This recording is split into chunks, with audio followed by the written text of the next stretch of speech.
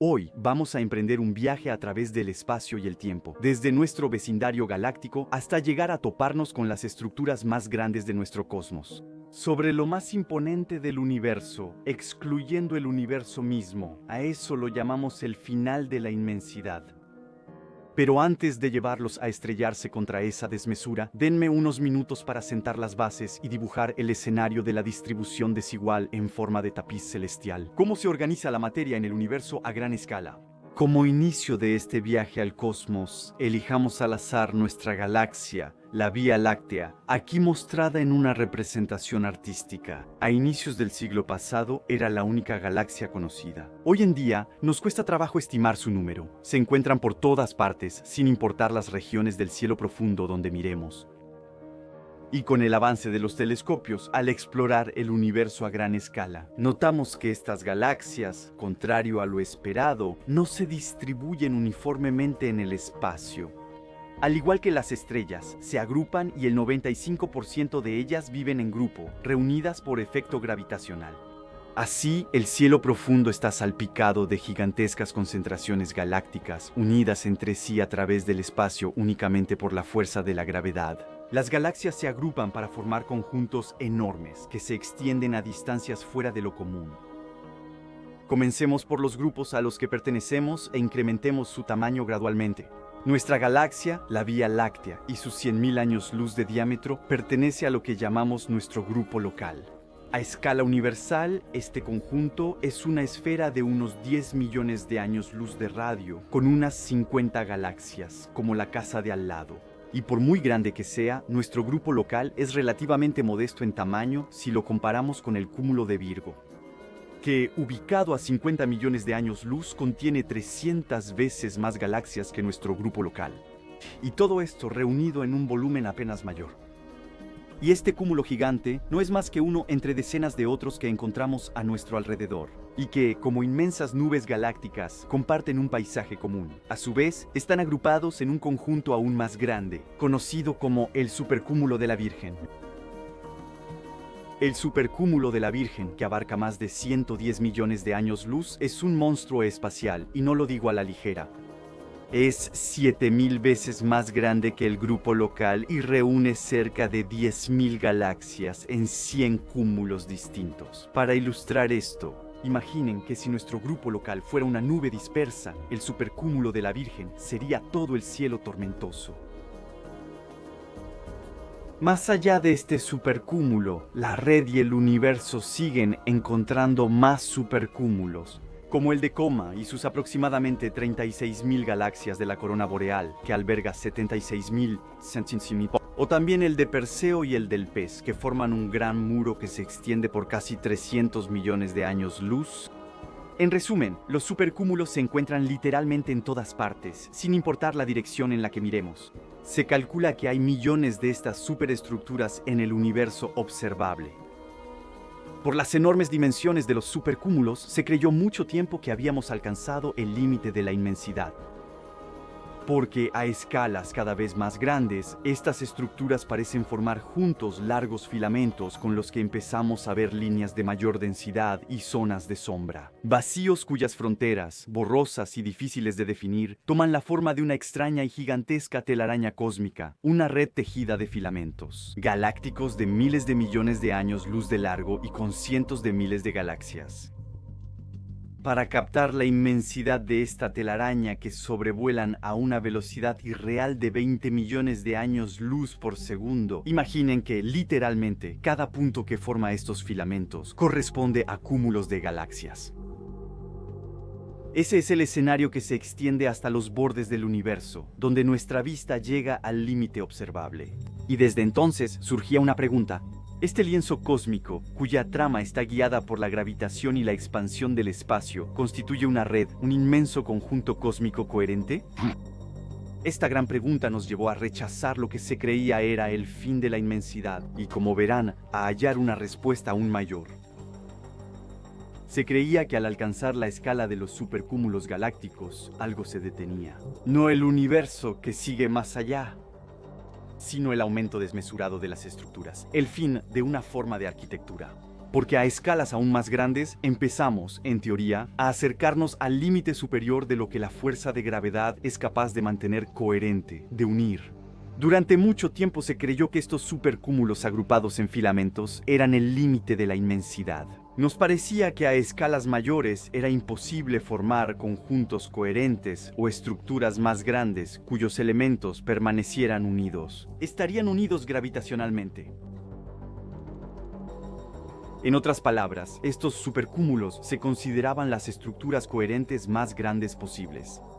Más allá, las jerarquías desaparecen. Todo es similar, nada grande permanece estable. Se suponía que los filamentos que forman esta red cósmica eran la escala de tamaño a partir de la cual todo se confunde, en una especie de trama homogénea, sin estructuras discernibles y en la que cada parte de la red es similar a las demás. A este nivel de detalle, todas las regiones del universo parecen parecerse.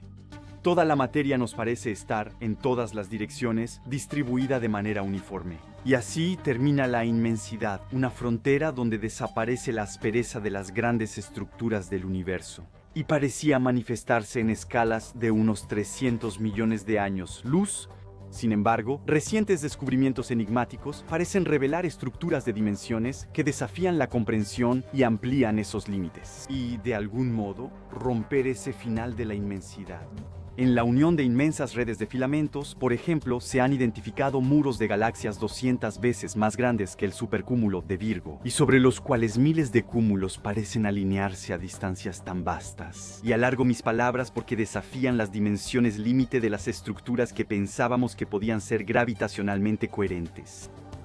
La primera de las observaciones de estos muros galácticos que vino a extender los límites de la inmensidad fue sin duda la del gran muro CFA2, donde, en 500 millones de años luz de altura, 200 de ancho y 15 de grosor, se concentra un número anormalmente alto de galaxias. Ese muro, antes símbolo de desmesura, ahora es solo la cuarta estructura cósmica más grande conocida.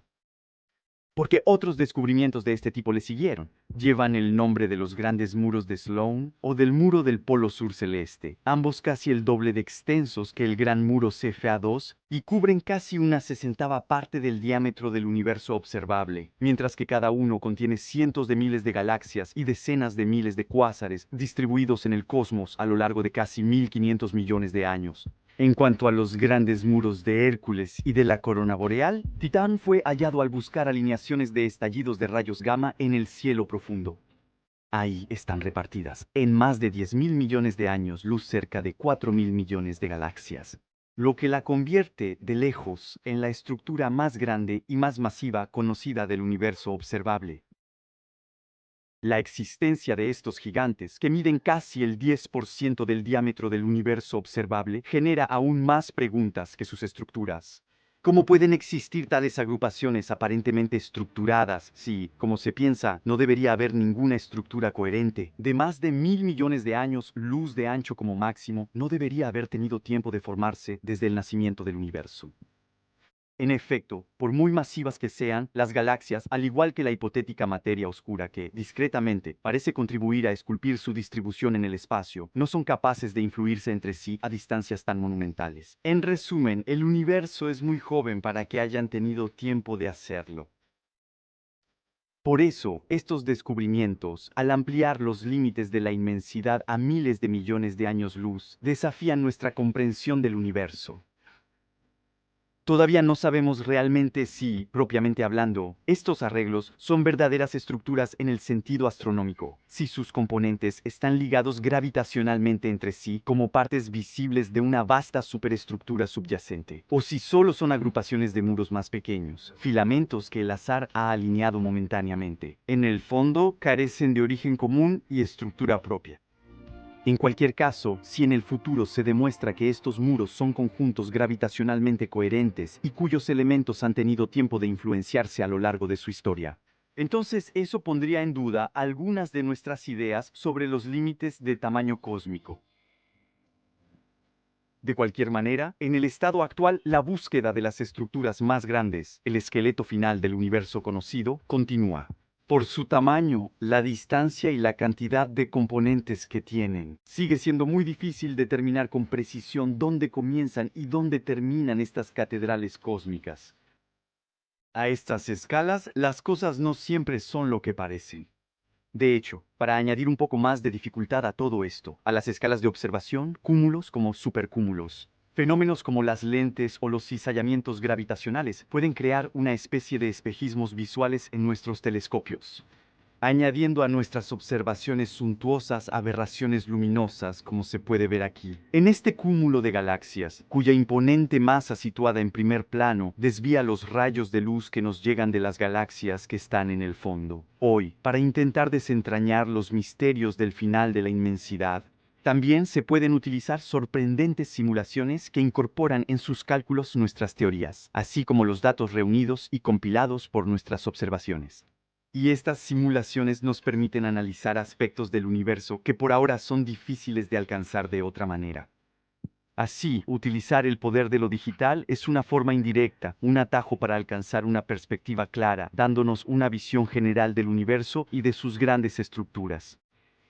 Y lo más loco es que estas poderosas simulaciones pueden mostrarnos la distribución de la materia en el universo. Llegan a resultados que, en términos generales, coinciden con lo que observamos en la realidad.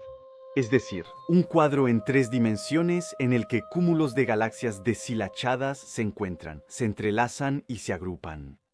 Para adoptar, a gran escala, la forma de una red cósmica de enormes filamentos interconectados que a veces forman muros. Trazos vastos cuya longitud parece estar limitada a miles de millones de años luz. Real o simulado, el infinito no deja de sobrepasarme.